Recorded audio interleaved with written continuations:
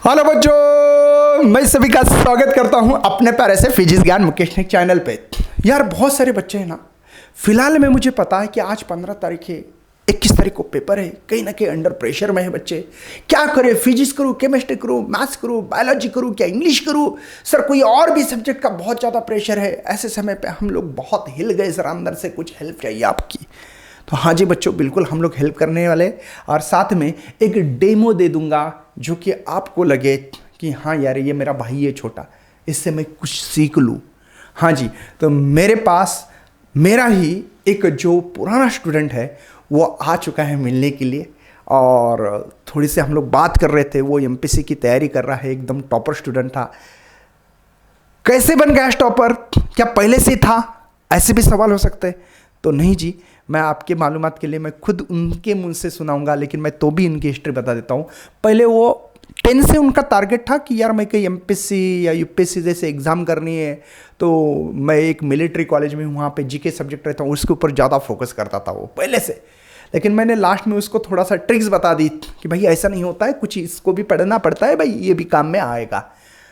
तो बच्चों उसने वो टेक्निक कुछ फॉलो करके 87 नंबर फिजिक्स में, not a joke, 87 not a joke, 87 mark बोल रहा हूँ भैया, दोबारा बोल रहा हूँ, ठीक है ना, लिए थे, वो भी कम समय में। तो मैं लाइव में उनके इनवाइट करूँगा अभी हमारे प्रशांत जादव। तो प्लीज़ कम, थोड़ा सा बच्चों को आपको बताना है कि वो टेक्निक कैसी है, क्या है। Thank you so much sir for inviting me. Welcome welcome. आज और सबसे पहले आप लोगों को नमस्कार मेरे दोस्तों। Thank you so much sir for inviting hear me. आज मैं जानता हूँ अब आज 15 तारीख है और एग्ज़ाम के लिए काफ़ी कम समय बचा हुआ है, और आपके मन में बहुत सारी दुविधा होंगी कि कैसे हम रिवाइज करें, कि कैसे फिजिक्स की तरफ देखें, कैसे ज़्यादा से ज़्यादा मार्क्स लाए, और बहुत सारी दुविधा हमारे मन में होती है। मेरे भी मन में उस टाइम में थी, लेकिन उस टाइम सर ने मुझे बहुत सारी ट्रिक्स और टिप्स बताई थी, उससे मैं फिजिक्स में 87 मार्क्स ला पाया था। तो उसमें से एक ट्रिक्स थी स्किमिंग एंड स्कैनिंग टेक्निक। समझो हमने एक अपना किताब ले ली है, समझो फिजिक्स मेरे हाथ में दे सकते हो आप, कोई टेंशन मत लेना, ठीक है, आप बता सकते हो। ओके, हाँ जी, समझो ये फिजिक्स की किताब है, और इसमें से देखो हमारा फर्स्ट चैप्टर है रोटेशनल डायनामिक्स। तो अगर रोटेशनल डायनामिक्स नाम का एक चैप्टर है, तो हम सीधे इसमें क्या करेंगे कि सबसे पहले तो इस पूरे चैप्टर को स्कैन करेंगे कि इसमें क्या क्या दिया हुआ है। जैसे रोटेशनल डायनामिक्स है, इसमें दिया हुआ है कैरेक्टरिस्टिक ऑफ सर्कुलर मोशन है, काइनेमेटिक्स ऑफ सर्कुलर मोशन है, और यूनिफॉर्म सर्कुलर मोशन है, और ऐसे बहुत सारे जो टॉपिक दिए हुए हैं वो हम इसको स्कैन करेंगे जल्दी जल्दी से, क्या क्या है सब देख लेंगे। उसके बाद हम क्या करेंगे, वो सर्कुलर मोशन क्या है उसकी डेफिनेशन लिख लेंगे। जैसे सर्कुलर मोशन की डेफिनेशन यहाँ लिखी हुई है, और बाद में यहाँ डायग्राम भी साथ में दी हुई है। तो मैं क्या करूँगा कि ये टॉपिक लिख लूँगा सर्कुलर मोशन, उसके नीचे लिखूँगा उसकी डेफिनेशन, और उसके साथ उसका फॉर्मूला लिखूँगा, और साइड में उसकी डायग्राम लिख लूँगा, और उसे बार बार स्कीम करते रहूँगा। और ऐसे स्कीम व स्कैनिंग टेक्निक करते मैंने याद किया था, और एग्ज़ाम के वक्त भी मुझे काफ़ी कुछ याद रहा था, उससे मैं मार्क्स ला पाया था। तो यही है, मुझे लगता है मेरी स्कैनिंग और स्कीमिंग टेक्निक। और उसके बाद आप इसे विजुअलाइज भी बार बार कर सकते हो लिखने के बाद, जिससे तरह ये आपको काफ़ी लंबे समय तक याद रहे। तो बच्चों मैं थोड़ा सा आपको और एक्सप्लेनेशन करके देता हूँ, क्योंकि अभी उनको थोड़ा सा कैमरे के सामने फेस करने की आदत लगी है। लेकिन एक थोड़ी सी ये टेक्निक के बारे में मैं बता देता हूँ बच्चों। मेरा मतलब यह है कि सबसे पहले उसने, जैसे कि काइनेमेटिक सर्कुलर मोशन, आपका पेज नंबर 1 है, टेक्स्ट बुक निकाल सकते हो। उसके सबसे पहले उसने क्या किया कि यार हेडिंग पढ़ी। क्यों? क्योंकि इस टॉपिक में कितने सब टॉपिक्स हैं और क्या पढ़ना है।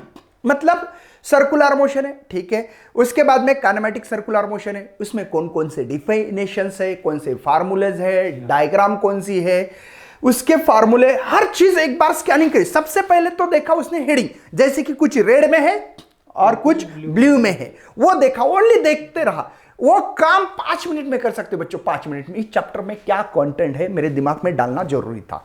दूसरी बात उसने क्या किया कि यार मेन उसका डेफिनेशंस, फार्मूला और बाद में डायग्राम, बस इन चीजों को खाली कम समय में, मतलब वो नोट्स बनाते हैं ना हम लोग शॉर्ट नोट्स, वैसे शॉर्ट नोट्स बनाई।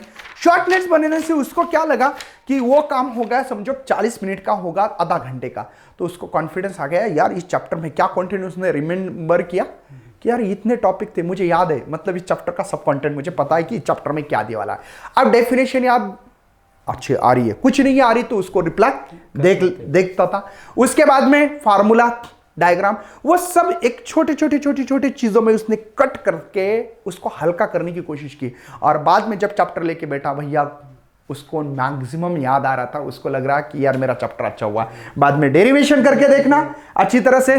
बाद में ये होने के बाद उसने कहा कि सर मैं ये जो क्वेश्चन है लास्ट के वो सॉल्व करने आ रहे हैं क्या नहीं आ रहे हैं, पढ़ के देखा, अच्छा इसमें ये है, अच्छा उसमें वो है, अच्छा एंगल ऑफ बैंकिंग है, अच्छा यहाँ पे तो मुझे यार kinetic energy of rotating body निकालना है, तो उसका formula kinetic half m square, v का रिलेशन आर ओमेगा है, तो वो डाला तो 1/2 आई ओमेगा स्क्वायर। अच्छा मुझे याद आ रहा है यार, एक बार लिख के देखूँ। तो वो जैसे सॉल्व वैसे करना है वैसे सॉल्व करके पूरा डिटेल एनालिसिस में उसका एकदम अच्छी तरह से चैप्टर बना लेता था। मतलब कम समय में एक बार उसको स्कैनिंग कर दिया उसने अच्छी तरह से, इसके अंदर क्या कंटेंट दिए है कि नहीं, उसके अंदर क्या फॉर्मूलेज है, कौन सी डायग्राम है, डायग्राम के ऊपर क्या मैं बेसिक नॉलेज लगा पा रहा हूं कि नहीं। जैसे कि मैं एक एग्जांपल के तौर पे आप लोगों को बता देता हूं, उसने जो मेरे साथ हम लोग डिस्कशंस कर रहे हैं, हमने क्या टेक्निक बताई। जैसे कि एक एग्जांपल के तौर पे एक हॉरिजॉन्टल रोड पे मैं थोड़ा सा व्हाइट कलर का मार्क कर लेता हूं, 1 मिनट बच्चों। यहां पे व्हीकल, इसने एक व्हीकल ली है, अरे बाबा रुक ना, हाँ रुक बाबा, हाँ एक व्हीकल ली है, इस व्हीकल के पास मास है, मास ही इसलिए वेट है। देखो इसके दिमाग में आ गया भैया, अब ये रोड है तो नॉर्मल फोर्स होगा ऊपर, और ये तो रोड कैसा भैया, हॉरिजॉन्टल रोड है ऐसा, इधर तो ये फ्रिक्शन फोर्स इधर लगेगा। तो उसने देखा कि यार n is equal to m g, क्योंकि वेट बैलेंस करेगा, है ना, दिमाग भी सोचना भी जरूरी है। और फ्रिक्शन फोर्स था mv स्क्वायर बाय आर, बस डिवाइड करके देखा, इसको फर्स्ट इक्वेशन नाम दिया, इसको सेकंड दिया, fs बाय n किया, यहाँ पे mv square by r divide by mg, m से m को मारवा दिया, इसको कोएफिशिएंट्स ऑफ फ्रिक्शन कहते हैं, ये v square by R G. तो इसने देखा कि v स्क्वायर ये cross multiplication mu R G, तो ये हो गया रूट में। तो ये बाद में इसके दिमाग में धीमे धीमे आया। पहले क्या किया इसने, सबसे पहले देखा कि इस सवाल में क्या दिया है भैया, क्या दी वाली डायग्राम, डायग्राम को सोचना, विजुअलाइजेशंस करना। यस प्रशांत करेक्ट बोल रहा हूं मैं, है ना। तो यही टेक्निक इस्तेमाल की थी कि पहले देखा कि ये डायग्राम में क्या दिया, और वो डायग्राम का मतलब समझना बहुत जरूरी है। एन मतलब क्या, नॉर्मल फोर्स क्यों आया, mg क्यों लगा, मास से तो वेट नीचे ही लगता है भैया, वर्टिकली डाउनवर्ड डायरेक्शन, रोड है इसलिए फ्रिक्शन फोर्स लगा, तो वो सोचना जरूरी है। और कम पहले, सबसे पहले तो देखो, है ना, मतलब लगे तो मैं एक बार स्टेप लिख के दूं उनको। सबसे पहले स्टेप है भैया कि आपको सबसे पहले जो आपके इसमें एक तो रेड कलर या कौन सा ब्लू कलर में जो भी हेडिंग दे चुके हैं, क्या हेडिंग है ना, वो अच्छी तरह से देखना है सबसे पहले। यस करेक्ट है। दूसरी बार उस हेडिंग के नीचे आपको क्या कंटेंट है, क्या डेफिनेशन है, क्या स्टेटमेंट है, क्या लॉज है, जो भी है, करेक्ट है ना, ऐसे या लॉ हो सकता है, ओके, ये ए हो गया। बी पॉइंट इसमें क्या डायग्राम दी है, क्या सी पॉइंट है, इसका कोई फार्मूला दिया है क्या, देखना ओनली। याद नहीं हुआ कोई टेंशन मत लेना, हल्का रहो भैया, टेंशन लेने से नहीं होता भैया, टेंशन देना पड़ता है, बुक्स को टेंशन दो भैया अब खुद क्यों ले रहे हो, है ना। तो इस तरीके से करो तो शायद आपके परसेंटेज बढ़ भी सकते हैं। तो इस तरीके से हमारे जो प्रशांत ने बता दिया भैया, तो मैं चाहता हूं प्रशांत इससे बच्चों को कुछ फायदा हो सकता है कि आपको कितना फायदा हुआ, कितने नंबर आए थे, थोड़ा सा बताना। जी हाँ बिल्कुल, इससे बहुत फायदा हो सकता है, क्योंकि स्कीमिंग और स्कैनिंग टेक्निक के पूरी साल भर तो आपने पढ़ाई की हुई, आप जानते हैं बहुत कुछ उस चैप्टर के बारे में, लेकिन अब कुछ दिन ही बचे, तो आप ऐसे स्कीमिंग और स्कैनिंग कर सकते हो, और बाद में इसे विजुलाइज भी कर सकते हैं। जब का आप जाते हो, कई बार भी बाहर जाते हो सब थोड़ा टहलने के लिए वगैरह, उस टाइम में आप इसे विजुलाइज कर सकते हो मन में ही अपने। ये लास्ट में कब पढ़ाई करके आपने इतने नंबर्स में लाए? जी लास्ट के 15 दिन ही मैंने को मतलब सीरियसली पढ़ाई की थी फिजिक्स की, बारे में काफ़ी। और दूसरी बात क्या है कि यार लेकिन रेगुलरिटी थी इसकी, एक बात मानना पड़ेगी। हाँ, ये वो था। रेगुलर लेक्चर करता था, पढ़ाई नहीं की तो क्या हुई, लेकिन लेक्चर था, इसलिए मन में कहीं ना कहीं कुछ कॉन्सेप्ट थे भैया। ठीक है, आप भी अगर आपके बहुत ही कम कंटेंट है तो अभी भी 50-60 भी ले सकते हैं, ऐसा कुछ नहीं है। जी हाँ, है ना? जी बिल्कुल। तो यार हम लोग चाहते हैं कि जैसे प्रेशन ने नंबर लिए, आप लोग भी ले सकते हो। बस एक कॉन्फिडेंस होना चाहिए, ऑलवेज विल बोलना चाहिए और आगे बढ़ना चाहिए। हर के दिमाग ठंडा रखते हुए अगर करोगे तो श्योर आपका भी जो सक्सेस है वो राह देख रहा है। आपको टेंशन लेने की ज़रूरत नहीं है, लेकिन सही तरीके से काम करना भी बहुत ही ज़रूरी है। तो एक बात मैं अपने दोस्तों से कहना चाहूँगा कि एक थॉट था, मैंने पढ़ा था कि greatest sin you can commit to yourself is knowing everything but doing nothing. Means आपको सब पता होता है कि क्या करना है, बट आप कुछ करते नहीं हो।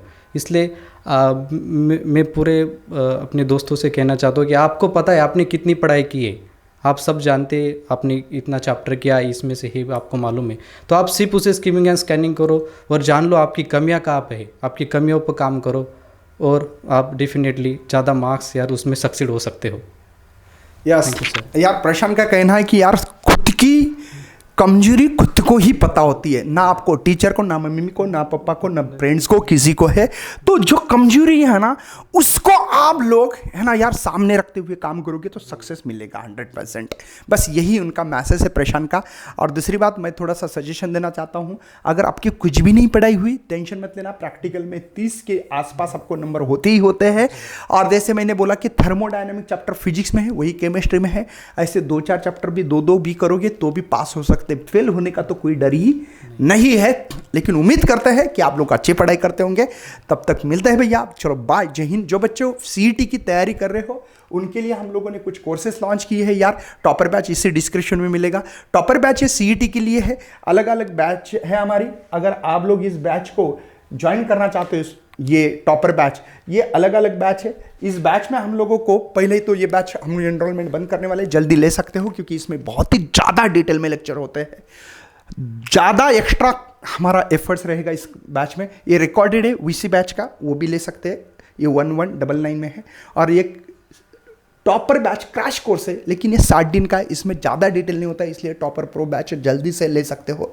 तो चलो यार, ज़्यादा मैं प्रमोशन ना करते हुए यहीं पर रुकता हूँ। इसी डिस्क्रिप्शन में जाके आप लोग एनरोलमेंट करके लाइव में मिलेंगे। तब तक बाय एंड जय हिंद।